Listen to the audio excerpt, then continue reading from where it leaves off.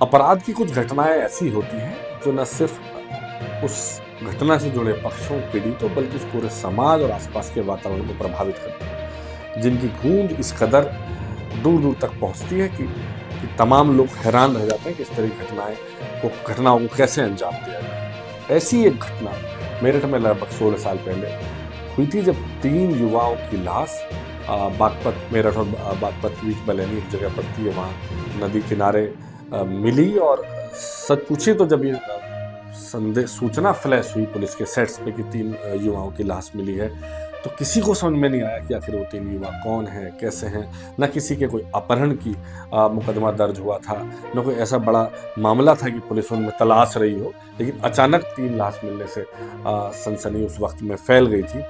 और चूंकि मामला बिल्कुल बॉर्डर का था, तो एक तरह से सच पूछिए जो मेरठ के पुलिस अधिकारी थे, उन्होंने उस वक्त ये राहत की सांस भी ली थी कि ये घटना बागपत के आसपास की है। पर उनको पता नहीं था कि जिस घटना को मैं प्रारंभिक तौर पर मेरठ के पुलिस अधिकारियों ने बागपत का समझा था, वो घटना मेरठ के लिए कितनी बड़ी हो गई थी। 3 युवकों की हत्या होना, और जिस अंदाज में जिस घिनौने अंदाज में उनकी हत्या हुई थी, उनको अलग अलग हिस्सों में काटा गया, गोलियां मारी गई, और भी बहुत कुछ ऐसा हुआ जो जब कोर्ट का फैसला हुआ, इसमें सजा हुई, तो उसका जिक्र किया गया। तो ये हैरतअंगेज कहानी पिछले कुछ समय में, पिछले 16 सालों जैसे कहा कि मेरठ और मेरठ के जिलों के आसपास इस पर बड़ी चर्चा होती रही है, और एक बहुत दर्दनाक और हैरान कर देने वाली। 23 मई वर्ष 2008 शुक्रवार का दिन था। दोपहर के 11:15 बजे थे। बालेनी थाने से कुछ ही मीटर की दूरी पर सड़क के नीचे की ओर सफेद रंग की मारुति एस्टीम खेतों में बकरी चराने वाले किसानों को दिखाई दी। लोग इसके करीब पहुंचे और इसमें झांक कर देखा तो उनके पांव तले जमीन खिसक गई। कार की पिछली सीट पर लाश पड़ी हुई थी। कार में लाश मिलने की सूचना आग की तरह फैल गई। देखते ही देखते काफी संख्या में ग्रामीण एकत्र हो गए और पुलिस को सूचना दी। पुलिस ने मौके पर आकर कार को खुलवाया तो डिग्गी से 2 युवकों की लाशें और मिले। कार में डायरी, 2 मोबाइल भी मिले। डायरी से तीनों लोगों की पहचान 27 वर्षीय सुनील ढाका निवासी जागृति विहार, 22 वर्षीय पुनीत गिरी निवासी परीक्षितगढ़ और 23 वर्षीय सुधीर उज्जवल निवासी गांव सिरसली बागपत के रूप में हुई। पुलिस ने बताया कि पुनीत और सुधीर की गर्दन को धारदार हथियार से काटा गया था और उनके सिर पर गहरी चोट के निशान थे। सुनील ढाका के सिर पर और गर्दन पर घातक निशान थे। इसके पैर पर गोली का भी निशान था। शव को कार के कवर में लपेटा गया था। पुलिस ने बताया कि सुनील ढाका का भाई और पुनीत के चाचा एस.के. गिरी के परिजन दिल्ली पुलिस की क्राइम ब्रांच में थे। जांच पड़ताल के बाद पुलिस ने शवों को पोस्टमार्टम के लिए भिजवा दिया। पुलिस का कहना था कि हत्यारों ने जान लेने से पहले बड़ी ही बेरहमी से इन युवकों की पिटाई भी की थी। वहीं ये भी सामने आया कि इन तीनों ही युवकों को कुछ अन्य युवकों के साथ आधी रात तक विक्टोरिया पार्क मेरठ के स्विमिंग पूल पर देखा गया था। यहाँ मौज मस्ती के बाद 2 गाड़ियों में सवार होकर वे वहां से रवाना हुए थे।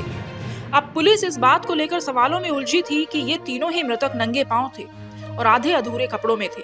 पुलिस का मानना था कि या तो ये तीनों लोग सो रहे होंगे या फिर सोने की तैयारी कर रहे होंगे। इसी दौरान इन पर हमला कर इनकी हत्या कर दी गई होगी। पुलिस इस पूरे मामले की गंभीरता से छानबीन में जुटी थी।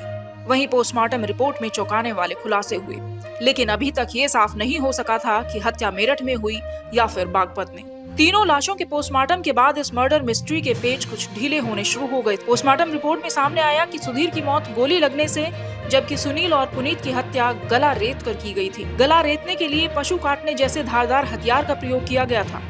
पोस्टमार्टम के मुताबिक हत्या 24 घंटे पहले की गई थी, यानी तीनों के मर्डर गुरुवार को आधी रात के आसपास हुए। जांच में ये भी सामने आया कि हत्या के कई घंटे पहले तक इन तीनों युवकों ने भरपेट खाना भी नहीं खाया था। अब इसके बाद चर्चा हुई कि आखिर इन 3 युवाओं की हत्या की क्यों गई। आखिर ऐसे कौन सी वजह रही होगी कि जो दोस्त थे वो दुश्मन बन गए, और दुश्मन भी इस कदर बने कि हत्या करते वक्त उनका कलेजा कांपा, न कभी सोचा कि इन 3 युवाओं के साथ जो हत्यारोपी जिसको बनाया गया बाद में हाथ इजलाल, उसको लगा होगा कि उनको जो जैसा प्रत्यक्षदर्शियों ने बताया, और बाद में अब उसमें से तमाम चीज़ें पुलिस की चार्जशीट में दाखिल हुई कि मुर्गा बनाया गया, गोलियां मारी गई, शरीर के कुछ हिस्से काटे गए। तो बड़ा सवाल सबके जहन में ये था जब पुलिस ने इन्वेस्टिगेशन शुरू हुई कि आखिर इसकी वजह क्या रही होगी। कई सारी वजह रही। दरअसल ये तीनों जो युवा थे दो मेरठ कॉलेज में पढ़ते थे, यूनिवर्सिटी के हॉस्टल सीताराम हॉस्टल में रहते थे, और एक जो है कुछ ही समय पहले वहाँ से पढ़ के बाहर निकले थे। उसमें सुनील ठेकेदारी करने लगे थे, बाकी सुधीर और पुनीत हॉस्टल में ही रहते थे। इसी बीच इन तीनों दोस्तों की दोस्ती इजलाल से हुई। इजलाल जो कि एक व्यापारी जैसे थे, उनके पास गाड़ियों का काफिला भी था और नाम पहचान सब कुछ थी। तो फिर इन चारों की दोस्ती हो गई और आपस में इन दोनों सबका मिलना जुलना उठना बैठना लगातार चलने लगा। इसी बीच हुआ ये कि पुलिस ने जिस बाद में जो चार्जशीट में पेश किया, पर प्रत्यक्षदर्शी जो आसपास के लोग हैं अलग अलग उस समय हैं, पुलिस का कहना यह है कि युवती जिसकी इजलाल से दोस्ती थी, उसको ये पसंद नहीं था कि इजलाल और इन तीनों युवकों के साथ, तीनों दोस्तों के साथ दोस्ती बनी रहे। कहा तो यह भी गया था कि उनमें से एक युवक के साथ उस युवती की पहले से भी दोस्ती थी, हालांकि इसकी पुष्टि बाद में पुलिस ने अपने आरोप पत्र में नहीं दी। इसी बात को लेके उनमें आपस में अनबन और झगड़ा रहने लगा, जैसा कि उस वक्त के कुछ साथी बताते हैं जो उन युवकों के दोस्त की इसी मुद्दे पर, इसी झगड़े को निपटाने के लिए, इसी बातचीत को करने के लिए इन तीनों युवकों को मेरठ कॉलेज के सीताराम हॉस्टल से गुदड़ी बाजार, जो मेरठ का एक प्रमुख इलाका है, वहाँ इजलाल ने बुलाया था। इसी पर जब बात हो रही थी, बहस हुई, दोनों पक्षों में हॉट टॉक भी हुई, ये भी कहा गया कि एक दूसरे को गालियाँ भी दी गई। तो इजलाल ने अपने भाइयों के साथ मिलकर तीनों युवकों पे हमला बोल दिया और जैसा कि आपने अभी सुना था कि तीनों के शव बुरी तरह से पहले पीटे गए, तीनों को फिर गोलियां मारी और सबके गले काट के वो शव को कार की डिग्गी में रखे और वहाँ फेंक दिया गया। ये महत्वपूर्ण सवाल रहा कि युवती कौन थी, कैसे थी। कहा गया कि युवती की शादी एक अच्छे भले परिवार से थी युवती, और उसकी शादी एक सेना के कैप्टन से हुई थी, जो बाद में अनबन होने के कारण अलग अलग रह रहे थे। इसी बीच में युवती इजलाल के संपर्क में आई और ये पूरी कहानी जो हुई, जिसमें बाद में युवती को उकसाने का, हत्या के लिए उकसाने का आरोपी बनाया गया। इस तिहरे हत्याकांड की जांच आगे बढ़ी तो पुलिस को मामले में कई महत्वपूर्ण सुराग मिल गए। हत्या के अगले ही दिन पुलिस को अहम सुराग हाथ लगे और सामने आया कि तीनों की हत्याएं मेरठ कोतवाली के शाहनत्थन में हुई थी। यहाँ एक चबूतरे पर पुलिस और फोरेंसिक टीम ने कई घंटे तक गहनता से जांच की तो किसी पुरुष शरीर के अवशेष मिले और चबूतरे पर गुलाब की पंखुड़ियां भी पड़ी थी। वहीं चबूतरे पर खून लगा था जिसे खुरचा गया था। दूसरी तरफ बागपत पुलिस ने एक लाल रंग की टाटा सफारी बरामद की। पुलिस को इस कार से अंडरवियर बरामद हुए तो इसके अलावा खून से सने कपड़े भी मिले। माना जा रहा था कि इसी गाड़ी को हत्याकांड के लिए प्रयुक्त किया गया। इस गाड़ी की एक अगली और पिछली सीट पर खून के दाग भी मिले। गाड़ी से कपड़ा भी बरामद हुआ जो खून से सना था। गाड़ी के पिछली साइड में एक रगड़ लगी थी जिसे बुलेट का निशान माना जा रहा था। पुलिस की जांच में ये तो साफ हो गया था कि तीनों को दोस्ती का वास्ता देकर स्विमिंग पूल से शाहनत्थन बुलाया गया। यहाँ सभी ने साथ बैठकर मौज मस्ती की और फिर कहा सुनी के बाद तीनों को जमकर पीटा गया और धारदार हथियार से उनकी हत्याएं कर दी गई। शुरुआत में पुलिस इसे प्रॉपर्टी, अय्याशी और आपसी रंजिश से जोड़कर देख रही थी, लेकिन मामले ने उस वक्त नया एंगल ले लिया जब सामने आया कि हत्या की वजह किसी युवती की मौजूदगी है। ये हत्याकांड अब लव ट्रायंगल का मोड़ ले चुका था। पुलिस अब इस युवती की तलाश में जुट गई थी। जांच पड़ताल में सामने आया कि पति से अलग रह रही युवती मेरठ के गंगानगर निवासी है, जिसकी मरने वाले एक युवक से घनिष्ठता थी। दोनों की दोस्ती परवान चढ़ी, लेकिन बाद में युवती की पहचान कोतवाली के शाहनत्थन निवासी दूसरे समुदाय के युवक इजलाल से हो गई, जिसका बड़ा कारोबार था। दोनों की जान पहचान प्रेम संबंधों का रूप लेने लगी थी। इसे लेकर कई बार कहासुनी भी हुई। हत्या से 12 दिन पहले भी युवती को लेकर दोनों पक्षों में मारपीट हुई थी। इन युवकों ने शाहनत्थन के युवक को कॉलोनी में घुसने पर देख लेने की धमकी दी थी। हालांकि उस वक्त फैसला हो गया था। पुलिस ने युवती से कई घंटे पूछताछ की। युवती ने पुलिस को बताया कि इजलाल से उसकी बात हुई थी, लेकिन हत्या के बारे में उसे कोई जानकारी नहीं है। घटनाक्रम के खुलासे के लिए पुलिस ने कई सारी टीमें बनाई। कई लोग के घर में छापेमारी हुई। उस जमाने के कई बड़े उद्योगपति, व्यापारियों के लड़कों तक के यहाँ छापेमारी हुई। उनसे पूछताछ हुई। बड़ा शुरुआत में बड़ा विरोध भी हुआ, क्योंकि जो तीनों युवा साथी थे मेरठ कॉलेज से, उनका उठना बैठना तमाम लड़कों में था। एक बड़ा ग्रुप था जिसमें उनकी पहुँच थी, पकड़ थी, उठना बैठना था। जब ये कड़ियाँ शुरू हुई और इजलाल तक पहुंचने की बात हुई, हालांकि भी रहा, इजलाल कहता रहा कि मैंने आत्मसमर्पण किया, पुलिस ने कहा कि मैंने गिरफ्तार किया। लेकिन इजलाल की गिरफ्तारी के बाद जब मामला पूरा खुला तो मानो पूरे मेरठ में आक्रोश की ज्वाला फैल गई। तमाम युवाओं, मेरठ कॉलेज के युवाओं ने सड़क पर उतर के आंदोलन शुरू किया। उसमें तमाम दूसरे जो शैक्षणिक संस्थान थे वो जुड़ गए, राजनीतिक गैर राजनीतिक संगठन जुड़ गए। उस वक्त में 25 मई को मेरठ बंद का ऐलान भी हुआ। और इसी बीच जो हाजी इजलाल था, उसका भाई अफजाल और परवेज, सबको कोर्ट में पेश किया गया। लंबे समय तक, कई सालों तक, 10 साल से ज़्यादा तक आरोपी जेल में रहे। बाद में जमानत भी मिली और एक अरसे में। लेकिन इसमें कुछ खास बात यह भी है कि क्योंकि मेरठ कॉलेज के जो छात्र थे, जो उससे पढ़े रहे, उन्होंने आना जाना छात्रों का हॉस्टल में लगा रहा। लेकिन जब भी मेरठ कॉलेज में कोई बैच आता जाता, सीताराम हॉस्टल की बात होती, तो एक प्रतिष्ठा का सवाल बना रहा।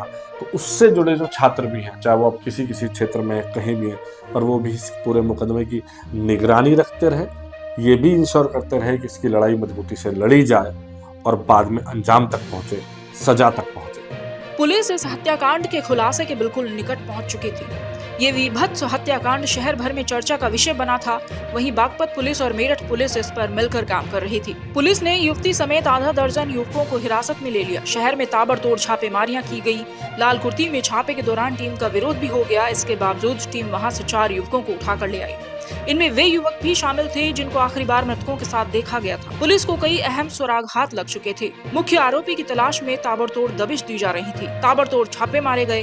घर और फैक्ट्री में दबिश दी गई, लेकिन सफलता नहीं मिली। घर पर बुजुर्ग महिलाएं मिली, उनसे पूछताछ की गई तो बताया गया कि उनका बेटा जमात में गया हुआ है। इसके बाद पुलिस ने फैक्ट्री में ताला लगा दिया और कारोबारी इजलाल पर ही ध्यान केंद्रित कर उसकी गिरफ्तारी के लिए प्रयास तेज कर दिए। मीट व्यापारी इजलाल का नाम सुर्खियों में आते ही शहर भर में सनसनी फैल गई।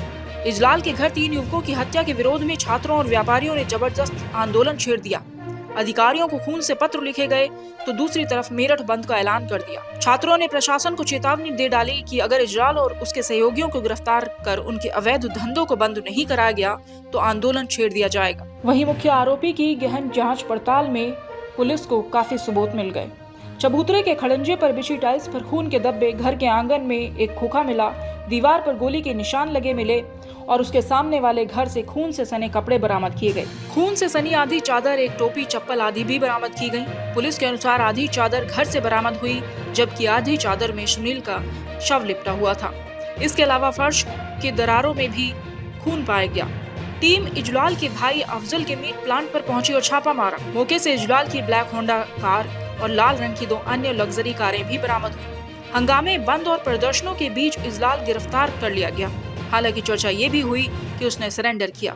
इसके बाद मुख्य आरोपी को जेल भेज दिया गया और तन्हाई बैरक में डाल दिया गया। दूसरे दिन पुलिस की जांच में सामने आया कि इस हत्या को कोतवाली के गुदरी बाजार में अंजाम दिया गया था। जैसे जैसे जांच आगे बढ़ी, उसमें तमाम नई चीज़ें आती रही और सामने आया कि इंस्पेक्टर कोतवाली जो थे, उनकी भूमिका पर सवाल उठे, उनको हटा दिया गया। जो सीओ कोतवाली थे, उनको हटा दिया गया।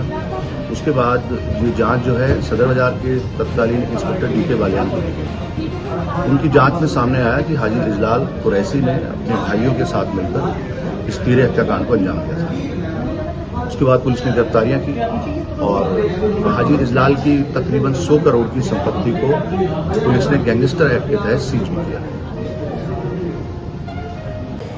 जी, सुनील मेरे बेटे की तरह ही था। जब मेरी शादी तब वो बहुत छोटा था, तो मैंने तो बिल्कुल अपने बच्चे की तरह ही पाला है उसे। अब 24 तारीख को फैसला आ रहा है। हमें पूरा विश्वास है कि हमें न्याय मिलेगा। 16 साल हो गए, इतना लंबा समय हो गया। हाँ। कैसे परिवार ने काटा है ये समय? बस एक एक दिन बहुत मुश्किल से निकला है।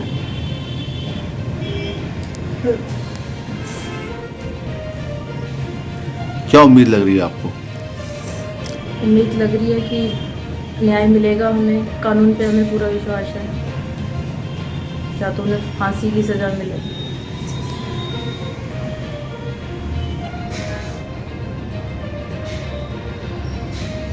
आप सुधीर जी के बड़े भाई हैं भैया?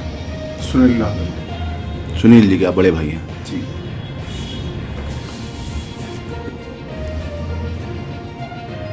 कब की घटना है भैया ये? 23 मार्च 2008 की जी। घटना है। कब से केस कोर्ट में चल रहा है? ये 23 तारीख के बाद ही शुरू हो गया था। 24-25 से कोर्ट में जाना 16 साल हो गए। हाँ 16 साल हो गए। कहाँ तक लड़ाई लड़ी आपने? भाई यहाँ पे मेरिट में चला है और हाई कोर्ट में और सुप्रीम कोर्ट में। बीच बीच में जैसे जो फैसले हमारे खिलाफ आते थे तो ये हाई कोर्ट जाते थे, जो इनके खिलाफ आते तो हम हाई कोर्ट जाते थे। फिर हाई कोर्ट से जो इनके खिलाफ आते थे ये सुप्रीम कोर्ट जाते थे, जो हमारे खिलाफ हाई कोर्ट फैसले आते थे उनके खिलाफ हम सुप्रीम कोर्ट जाते थे।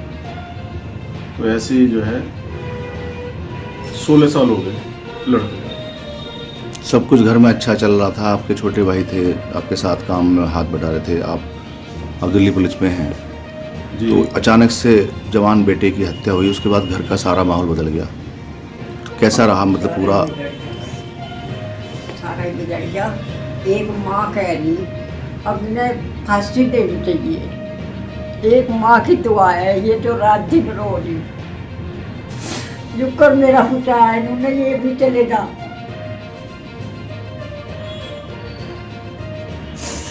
मुझे इंसाफ चाहिए, सरकार पता है।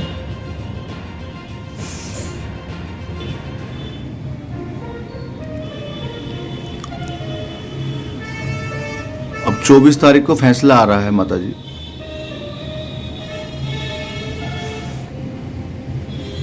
मेरा फैसला कर गया सारा ही, मेरा तो सारा ही फैसला कर गया वो।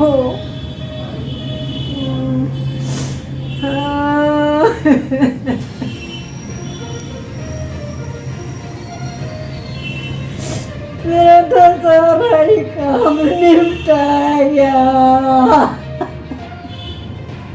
थोड़ा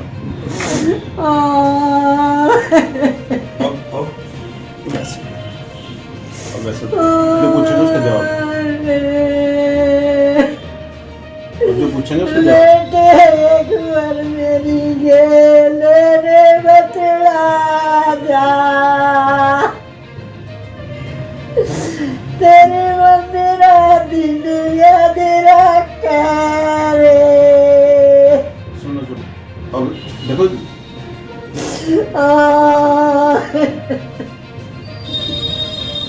इतनी हिम्मत वाली होगी, चुप हो जाओ। ये पूछेंगे जो उसका जवाब। और 16 साल से आप इंतजार कर रही हैं। मुझे इंसाफ चाहिए, कानून पे हमें, कानून पर चाहिए भैया। लोंडा भी पुलिस में, इनका बाप भी फौज में था। बस हमें कानून पर विश्वास है और कानून जो है सही फैसला करेगा। हमें पूरा हाँ, हमारा फैसला सही करेगा। हम इतने इसके इंतजार में बैठी में, मुझे कब फैसला सरकार देगी।